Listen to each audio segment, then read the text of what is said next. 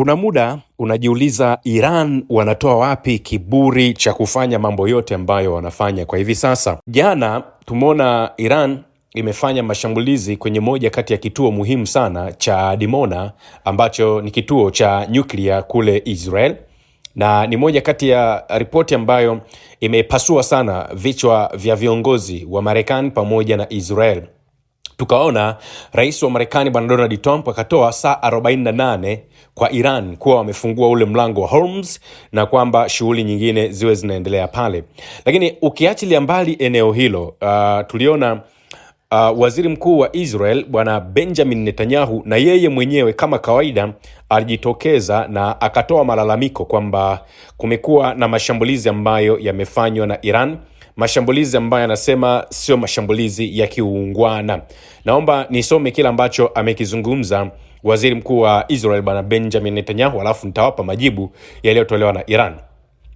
Anasema hii ni moja ya jioni ngumu sana katika kampeni ya mustakabali wetu. Muda mfupi uliopita nilizungumza na meya wa Arad Jea Maayan na nikamwomba awasilishe kwa niaba ya raia wote wa Israel maombi yetu kwa ajili ya uponaji kwa majeruhi wote. Nimemwagiza mkurugenzi mkuu wa ofisi yangu kuhakikisha kuwa msaada wote ambao unahitajika unatolewa kwa kushirikiana na wizara zote za kisekta na kiserikali. Ninaziimarisha na kuzipa moyo nguvu za dharura na uokoaji zinazofanya kazi katika uwanja wa vita hivi sasa. Ninatoa wito kwa kila mtu kufuata maelekezo ya kamandi ya mbele ya ndani ambayo inafahamika kama Home Front Command. Tumejizatiti kuendelea kuwashambulia maadui wetu katika pande zote.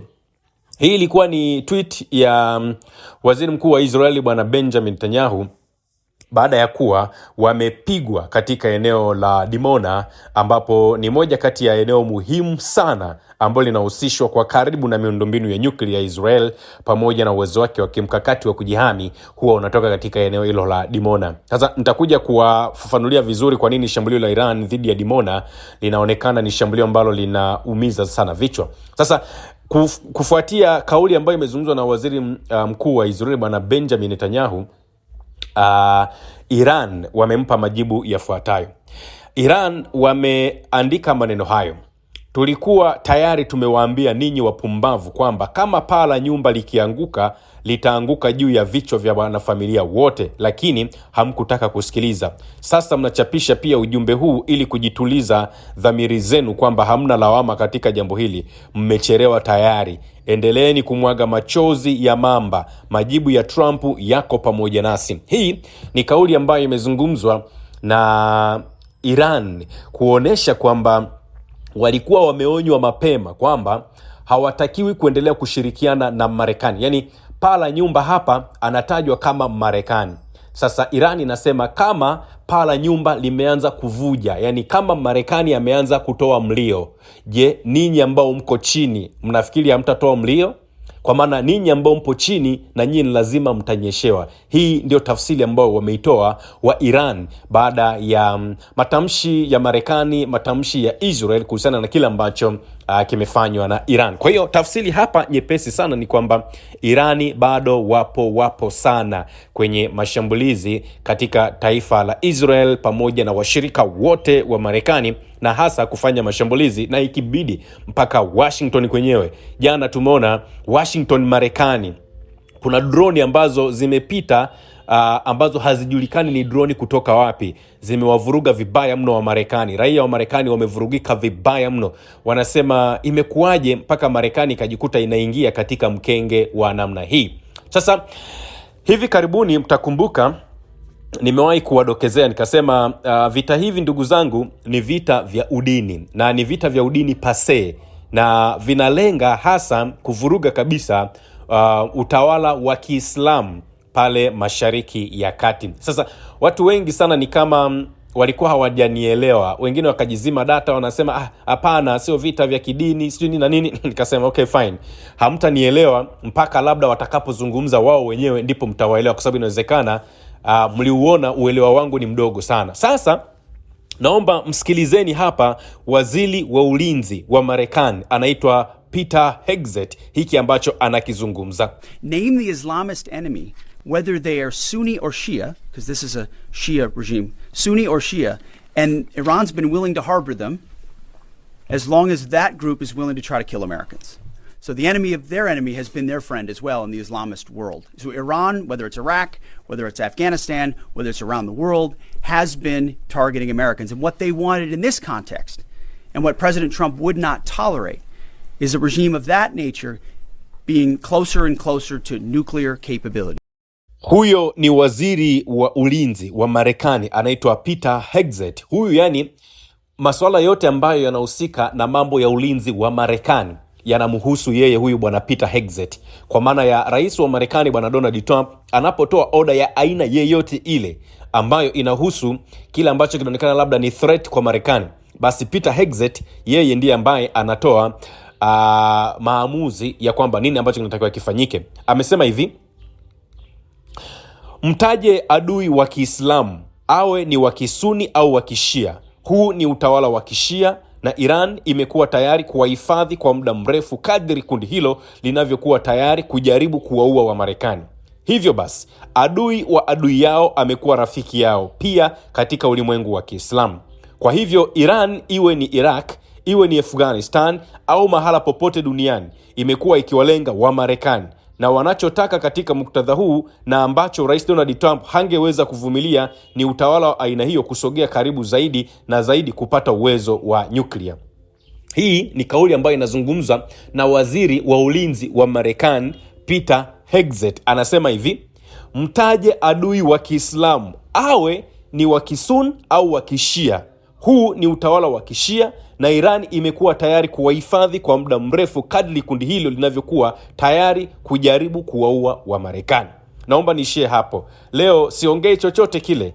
Manake nikizungumza wakati mwingine inaonekana ni kama watu tunazungumza kwa hisia au tunazungumza kwa nini, lakini hii vita ni vita ngumu sana ndugu zangu. Hii vita ni vita ngumu sana. Mtanielewa siku zinazofuata huko mbeleni. Nikiachana na hiyo ripoti, naomba niwaambie hapa taarifa ambayo imetolewa na kikosi cha walinzi wa mapinduzi ya Kiislamu IRGC. Wametangaza kuanza utekelezaji wa wimbi la 73 la Operation Ahadi ya Kweli sehemu ya 4 katika saa za alfajiri ya Jumapili ya leo tarehe 22.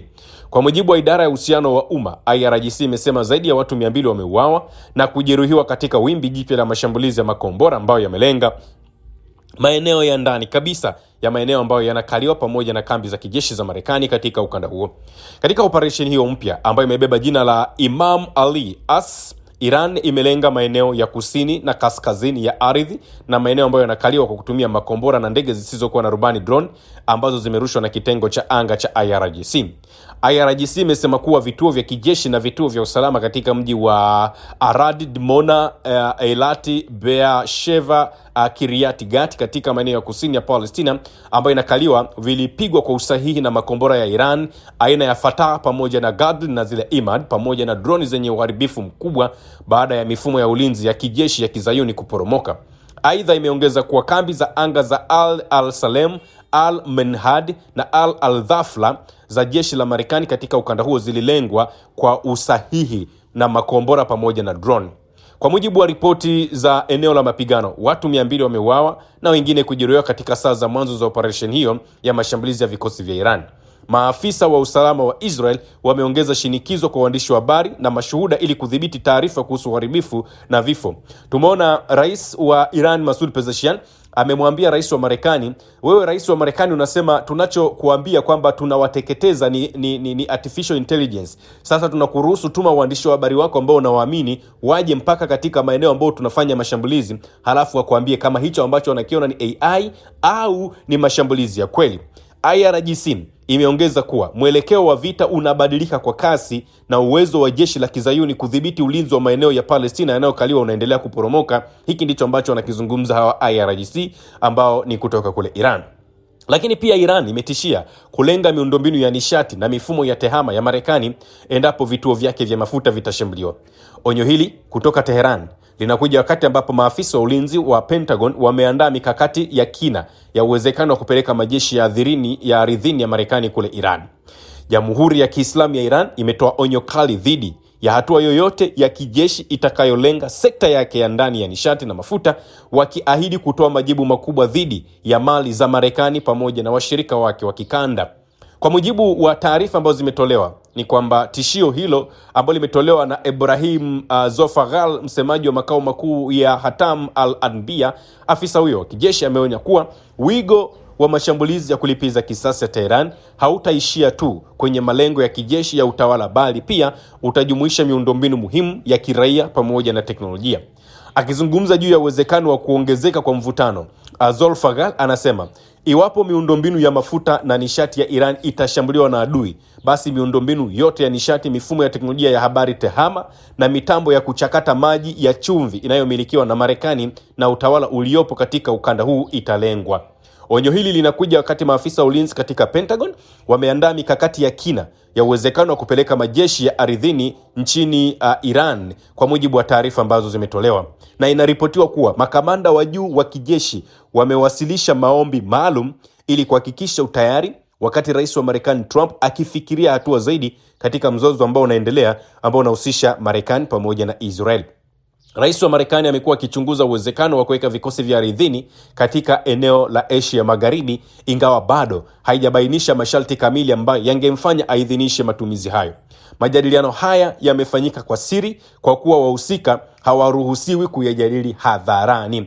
Na alipoulizwa kuhusu uwezekano wa kuwepo kwa majeshi ya ardhini akiwa katika ofisi ya Oval siku Alhamis, Trump aliwaambia waandishi wa habari, hapana, sipeleki wanajeshi popote, lakini akaongeza, kama ningefanya hivyo bila shaka nisingeweza kuwaambia. Alizungumza rais wa Marekani bwana Donald Trump.